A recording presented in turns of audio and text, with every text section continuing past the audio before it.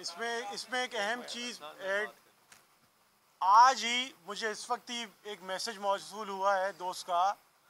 आज ही, जैसा कि आपको पता है कि जितने DROs हैं ये डिप्टी कमिश्नर्स हैं, और आज ही इनके पास बैलेट पेपर पहुंच चुका था।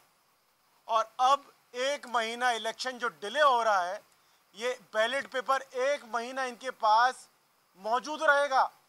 और जैसे माजी में हमने देखा कि बैलेट पेपर को डुप्लीकेट छाप के फिर रिगिंग की जाती रही है, तो हमें खदशा है कि जो बैलेट पेपर DROs के पास आज पहुंचे हैं और इनको पता था कि शाम में इन्होंने मुलतवी करना है 1 महीने के लिए, तो फिर बैलेट पेपर इनके हवाले क्यों किए गए? क्या ये सिस्टमेटिक रिगिंग, जैसे खुर्रम ने कहा कि प्लान है, बैलेट पेपर आपने पहुंचा दिए, 1 महीने के बाद इलेक्शन होगा और इस 1 महीने तक उनके हाथ, उनके जिम्मे में बैलेट पेपर मौजूद रहेंगे।